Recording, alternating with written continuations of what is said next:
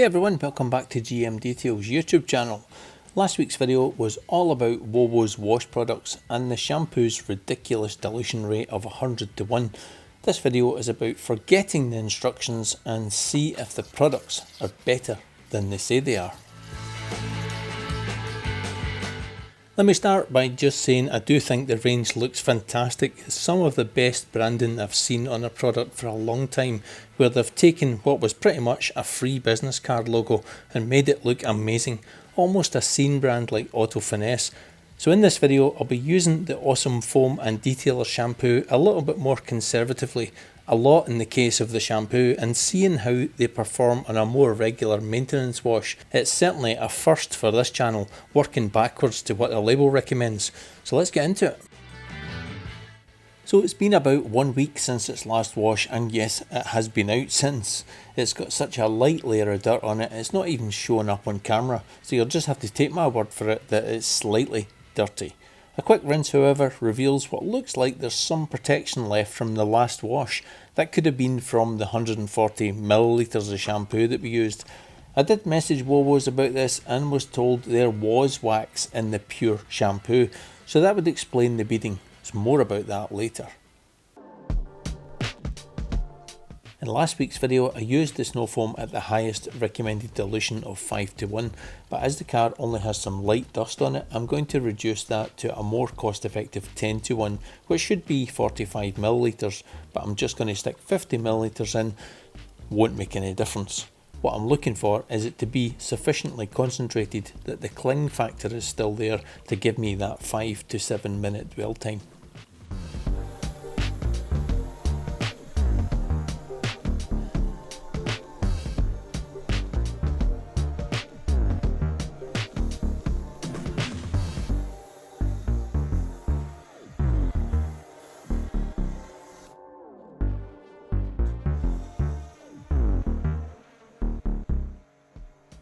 So this is around 10 to 1 dilution, 50 millilitres of foam in 450 millilitres of water, almost a standard benchmark for a lot of foams, and as you can see it's applying quite thinly but wet, and that is good. I've missed a lot of the lower sill area, so that's more user error than anything else, and with the MTM foam cannon it's not even used the 500 milliliter solution, so I'm just going round the car, topping it up. It's not adding any thickness to the foam, but I suppose it's giving it a little bit longer dwell time.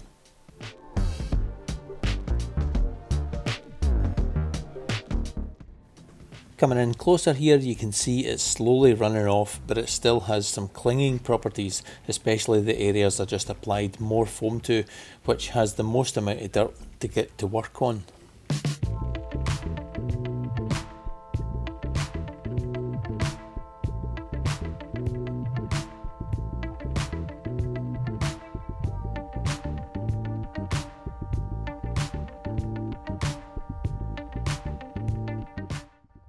With the thinner foam, the dwell time is around half of what we saw last week, so this is just round about 3 to 4 minutes, and that was just over 30 millilitres more, so I'd be tempted to stick with that higher concentration for the longer dwell time, especially if you're using a citrus underneath it to boost the cleaning power. Rinsing off isn't a problem either, there's no sticky residue left behind, and testament to the products used last week, it hasn't built up much dirt on the panels either. And as it started raining when I was finishing the glass last time, I didn't even get so much as to use a quick detailer as a drying aid. So for a maintenance clean today, the lower dilution has worked well enough, cleaning what little dirt was on it to move on to the contact wash. This just shows that each time you use a snowfoam, you might get a different result depending on how long the car has had that dirt stuck on it. I might research this further, as it would certainly help clear up some commonly asked questions on techniques and dilutions on snowfoam.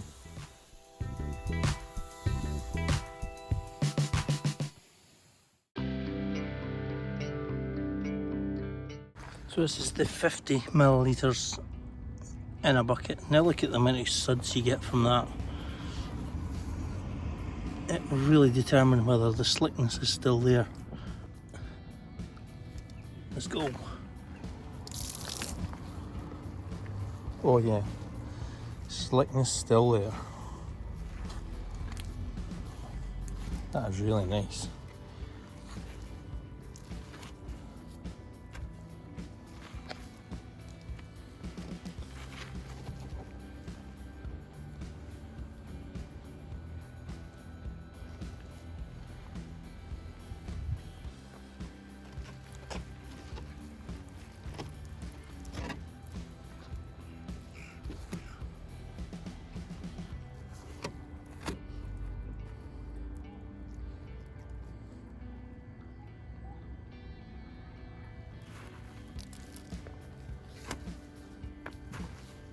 That is a really slick shampoo.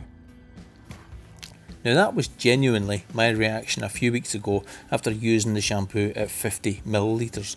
I was expecting it to be really weak, as last week's video I followed the clear instructions on the label as to what to use and the level of dirt the snowfoam hadn't cleaned off, and it could only be the top 100 to 1 dilution, the highest recommended. I felt that that was ridiculous. You don't even need that amount when using cheap supermarket crap. Not that I know. So it seems a more acceptable dilution between 500 to 1 and 200 to 1, so I opted for a safe 50 millilitres of the Parma Violet goodness. And as you saw, I was clearly impressed, and it provided the wash mitt with perfect levels of slickness to not overload the wash mitt. I've seen a lot of videos where people are using a snowfoam lance to apply shampoo. I've done it with the Blitz detailing shampoo on the Halloween Ford Transit video. If you want to have a look at that, I'll pop a link up above or in the description. Check that one out. And from what I've found from using a shampoo this way is that there's a danger of overloading the mitt with suds. The more you use the mitt over the shampoo clogs it and could prevent the fibres from doing their job. I also found that it's a complete waste of product and takes you back to the suds lying around on the driveway for a long time. So I'll not be using that method again. I'll stick with the traditional way of shampoo solution in a bucket. Thank you very much.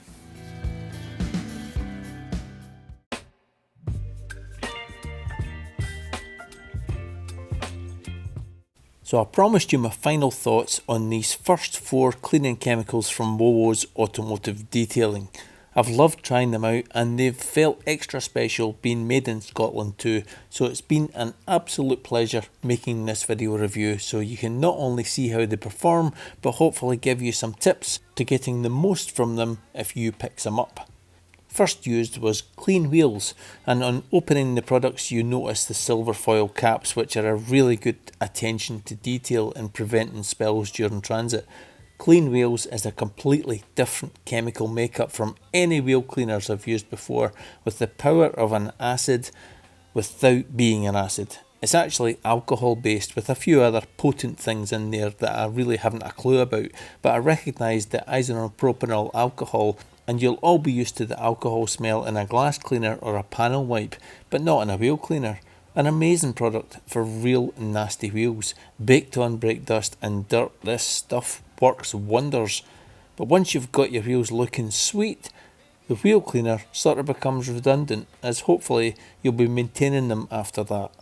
Possibly with a weaker dilution of the wheel cleaner, or maybe the all-purpose cleaner with some of the shampoo. Have a play around and see what suits you.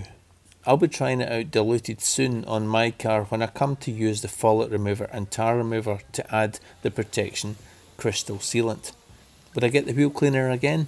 Absolutely. It's always good to keep a really strong wheel cleaner, as you never know when a friend or a family member turns to you to help them out with their crap looking alloys, and this will be the product for then. But as a ready to use maintenance cleaner, no.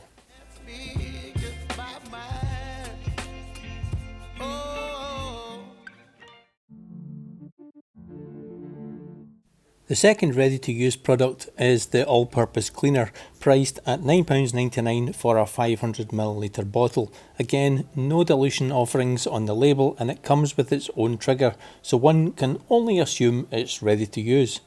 So being ready to use might suit some people that are just getting into detailing and pick this up while they're ordering something else. But as I said last week, a bottle of Built Hamber Surfex HD is £12.99 for a litre, and out of that one bottle you would be able to make over 10 litres of all-purpose cleaner as a comparison.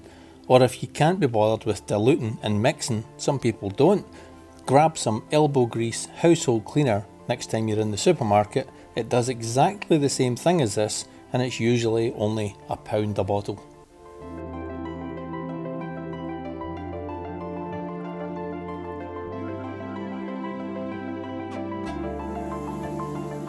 So awesome snowfoam comes in at £9.99 for a 500ml bottle, and considering the best dilution for my setup is around 80 to 100ml in a 500ml total solution, then I'm going to get around 5 or 6 uses out of it for my £10.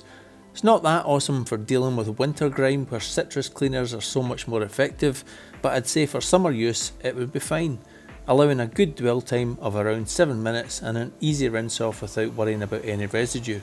If you don't expect too much from it, like most snow foams, you'll enjoy using it, but for my liking it just didn't impress me that much, but I'm rather difficult to please.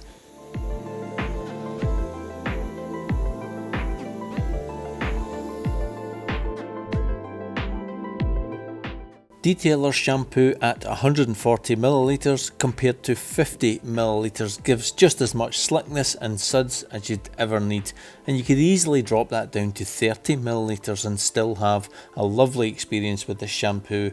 It's become one of my favourites for experience, but it's been a difficult one to get to know. There's just no difference in use between the vast difference of dilutions. It seems crazy to even have the 100:1 on the label in the first place. After seeing the car the day after from my bedroom, it was beading. I thought that's strange, as I hadn't applied any LSP, last stage protection. So I messaged Wowo's and asked them if it contained any wax. It does, yes, was the reply.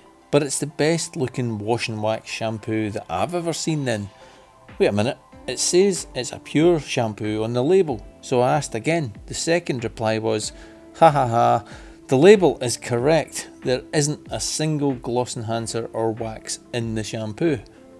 So now I'm puzzled. So whether it does or it doesn't, this shampoo certainly appears to add gloss and protection.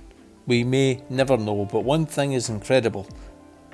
Even after one single use of this shampoo, you can see how clean the car has remained from 1 week to the next in winter, and it's white.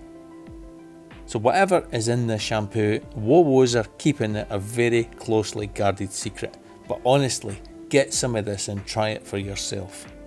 That's contradictory to last week's video where I mentioned the ridiculous 100:1 dilution for heavy dirt removal, which was what instigated the whole can a shampoo clean without agitation theory.